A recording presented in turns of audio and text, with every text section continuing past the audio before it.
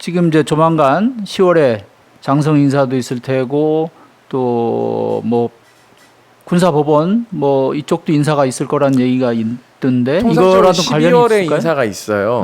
12월에. 예, 그래서 기억하실지 모르겠지만 박 대령을 기소하고 나서 첫 재판은 이 재판부가 하지 않았습니다. 재판장 바뀌었죠. 군판사하고. 그러네요. 예, 12월에 재판 한번 하고 12월 전에 재판 한번 하고 법원이 인사가 있어서 통상적으로 민간 법원이 2월에 인사가 있지 않습니까?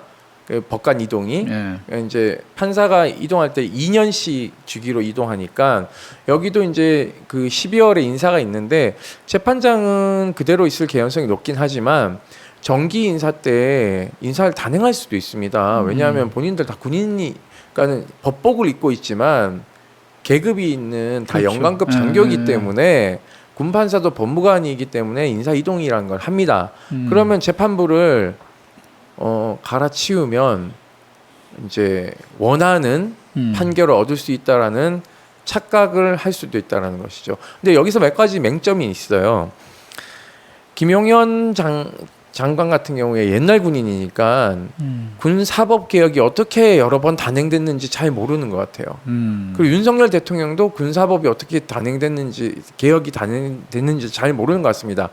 제가 말씀드리고 싶은 거는 군사법원이 과거 80개가 넘던 것을 윤일병 사건 터지고 나서 군사법 개혁을 저희가 요구해서 심판관 제도도 없어졌지 않습니까? 그러니까 재판장이 그 사단장의 참모가 들어와서 재판을 좌지우지했었는데 이걸 없어졌어요.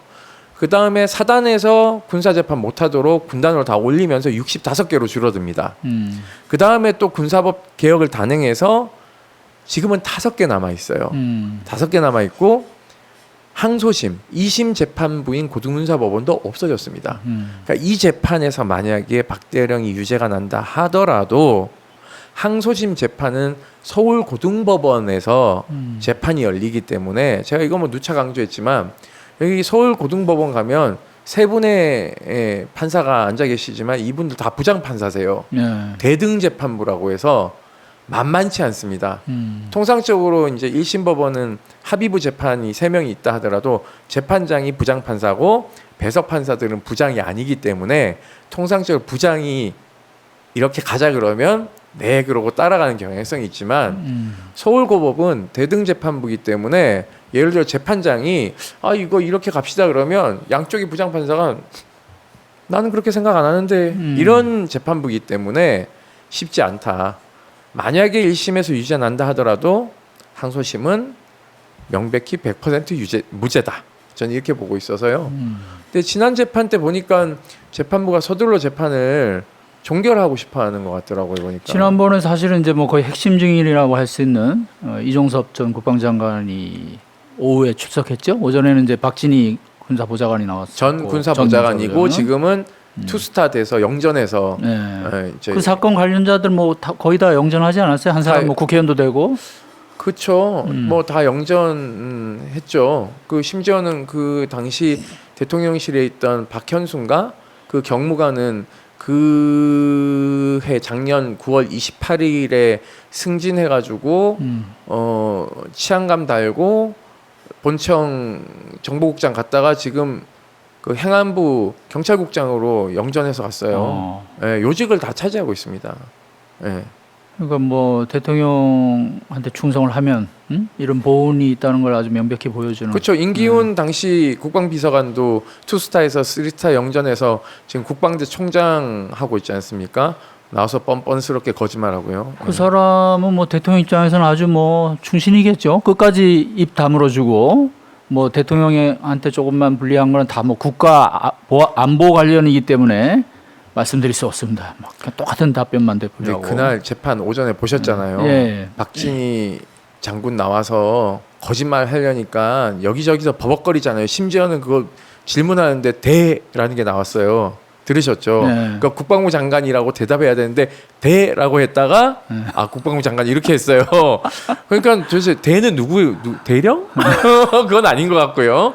그러니까 이런 게 재판부 입장에 봤을 때 정말 거짓말. 그래서 박진희 장군하고 이종섭 장관한테 재판장이 자꾸 얘기하잖아요.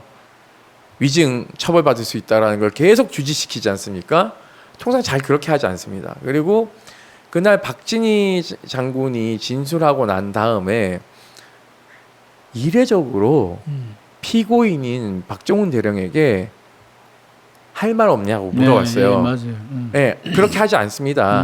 그래서 다른 증인들이 나왔을 때 박 대령께서 하고 싶은 말씀이 있어서 자기가 좀 얘기를 하겠다라는데 나중에 다 최후 진술 때 하시라는 식으로 재판장이 제지했는데 그날 이례적으로 박 대령께 진술 기회를 부여했어요. 재판장께서 워낙 말도 안 되는 거짓말을 하고 있으니까 이제 박정훈 대령에게 말할 기회를 준 것 같아요.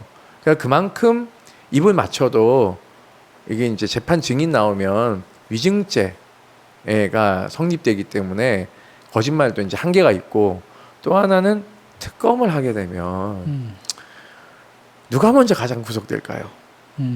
이종섭 장관이 구속되겠죠. 그리고 그 다음이 김계한 사령관입니다. 특히 김계한 사령관은 본인이 대통령 경로설 모른다라고 얘기했는데 자기 참모들하고 얘기한 통화 녹취가 다 심지어 삭제시켰는 걸 우리 공수처에서 다 포렌식에서 복구하지 않았습니까? 명백한 증거인멸이기 때문에 구속 사유입니다. 이분들 구속시키면요 다 불게 되어 있어요. 구속시키면 통상적으로 얌전해지면서 다 붑니다.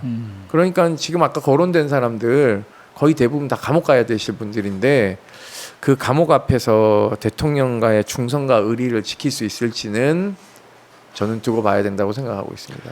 그러니까 지난번 공판의 사실 이제 핵심이 그거 있잖아요. 오전에 이제 군사보좌관, 오후에 이제 이종수 전 장관인데 7월 31일 이른바 대통령 경로설이 나왔다는 그 이제 그날 오전 도대체 어떤 의사 결정 과정을 거쳐서 이첩 보류 결정이 나왔느냐, 그죠? 근데 이제 두 사람이 뭐 부분적으로 말도 잘 지금 얘기하신 대로 안 맞는 것도 뭐 나오고 했지만 전체적인 그 두 사람의 주장 요지는 자기들이 자체적으로 결정을 했다는 건데 그 방법이 박진희 군사보좌관이 그 밑에 있는 법무관한테 개인적으로 의견을 들어서 법적 조언을 받아서 장관이 오찬장 이동하는데 그때 뭐 건의했다는 거 아니에요? 조언을 했다. 이거 보류하는 게 좋겠다. 그 사람 소령인 것 같은데요. 그 법무관 감옥 갈 준비해야 될 것 같은데. 예. 그렇게 하고 장관은 오찬장에 도착했는데 그때 이제 800 그 전화 온 거잖아요. 네. 7079. 근데 그 전에 이제 박진희 보좌관의 조언을 받고 자기가 결심을 확실하게 했다. 근데 공교롭게 또 이제 그때 전화가 와서 잠깐 밖에 나가서 전화를 받고 또 식사 시간임에도 막 불이 나게 갑자기 지시를 막 하잖아요. 김계한 사령관한테. 자, 그것도 근데 이제 자기가 뭐 이미 먼저 결심을 한 상태에서 그 전화하고는 상관없이 이런 식으로 이제 두 사람이 거의 진술을 맞춘 것 같아요. 그러니까 박진희 장군 군사보좌관이 거짓말한다는 게 어떻게 티가 나냐면요. 이런 겁니다. 그러니까 그 우리 공개된 이종섭 장관의 자필 사인 있지 않습니까? 네. 박정훈 수사단장이 처음에 결제 대면 보고를 하러 때. 이제 김계한 사령하고 들어가지 않았습니까? 그 자리에는 박진희 군사보좌관이 들어오지 못했습니다. 네. 그러니까 밖에 있었어요. 그리고 박 단장께서 보고를 마친 후 나와서 대기하고 있을 때 당시 정훈공보실장, 해병대 정훈공보실장하고 박진희 다 같이 있었는데 자기를 보여달라는 식으로 얘기를 네. 자꾸 이 수사 그렇죠. 자료 이제 수사 결과 보고 한 것에 대해서 자꾸 캐묻듯이 얘기해서 이제 커트를 시켰고 옆에 있던 정훈공보실장이 저 사람 왜 저러냐고 이런 식으로 얘기를 했고 김계한 사령관이 독대하지 않았습니까? 그러니까 박진희 군사보좌관은 법률 전문가도 아니고 그리고 이 수사 관련해서 정보를 모르기 때문에 본인이 장관에게 건의해서 뭔가를 뒤집어 엎을 수 있는 깜냥이 안 되는 사람이에요. 그러니까 이게 죄를 자꾸 나눠 가지려고 하는 습성을 가지고 있는데요. 제가 이분들에게 경고드리고 싶은 게 딱 하나 있어요. 죄는 나눠 가지면 가벼워지지 않습니다. 공범이 많을수록 형량은 늘어나게 돼 있어요. 이게 사람의 심리가요.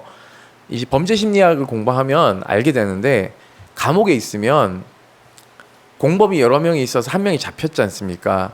그러면은 가장 좋은 방법은요. 내가 모든 걸 가져가면은 나만 유죄 받으면 싸게 받습니다. 징역을. 근데 사람 심리가 공범들은 밖에 있고 나는 안에 있는데 억울하잖아요. 그래서 죄를 나눠 가지려고 하는 심리가 강합니다. 그래서 불어버리죠. 그러는 순간 죄가 올라갑니다. 왜냐하면 공범이 많고 재질이 나쁘면 형량이 높아질 수밖에 없는 거죠. 그래서 이 사람들의 심리도 증언대에 나와서 이 장관을 엄호하고 장관의 어떤 이런 거짓말을 나눠 가지면 우리 장관님이 감옥 안 가겠지라고 하면서 나와서 호위무사 역할을 하는데 그러다 같이 이제 감옥 가서 형량이 더 무거워지는 거죠. 재질이 더 안 좋은 거죠. 그러게요. 앞뒤의 상황 그 전후 사정을 살펴보고 그다음에 드러난 여러 가지 통화 기록, 지시 관계를 다 보면 그 뭐 누가 그냥 상식적인 눈으로 봐도 장관이 어쨌든 지시를 받고 급하게 서둘러서 그날의 그 모든 그 일정을 취소하게 하고 특히 이제 이첩 보류 지시 했다는 게 거의 뭐 명백하게 상황인데도 네. 그리고 또 하나는요 이런 게 있습니다. 박진희 군사보좌관에게 텔레그램을 보내요. 네. 이 김계한 사령관이 당시 박정훈 수사단장이 한 장짜리 페이퍼를 쓰죠. 이 사건을 국방부 조사본부로 하여금 다시 수사를 하게 하는 방법도 있습니다라고 얘기를 했어요. 네. 그러니까 이첩하기 전에 분명 그 제안을 했습니다. 했죠. 왜냐하면 직권남용 범죄를 본인이 저지르면 안 되기 때문에 그 방안을 얘기했는데 그게 박진희 군사보좌관 텔레그램을 보내줬고 노우라고 안 된다라고 얘기를 했어요. 근데 통상적으로 보십시오. 이첩 이후에 수사 자료를 무단으로 탈취해 온 다음에 재수사를 어디서 했죠? 국방부 조사본부에서 네. 했습니다. 그리고 다시 경북경찰청으로 보냈어요. 그럼 애시당초 처음에 박 단장의 제안을 받아들이고 그렇게 해서 마무리 지었어도 되는 문제예요.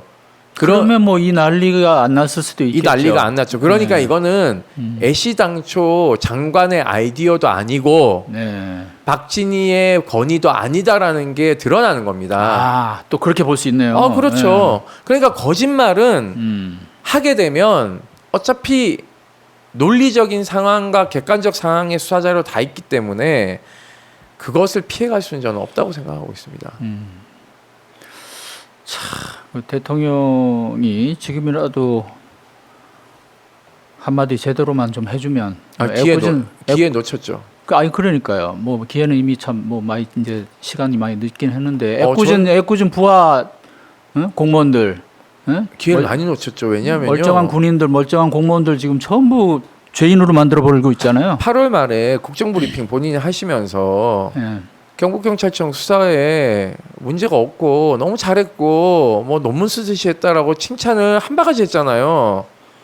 그러고 나서 9월 3일 날 최상병 어머니가 글 올린 거 보셨죠? 네. 그런 얘기를 안 했어야 돼요, 대통령께서. 그런 얘기를 하니까 어머니께서 9월 3일 날 유가족들이 모여 있는 자유 게시판에다 글을 올리는 겁니다.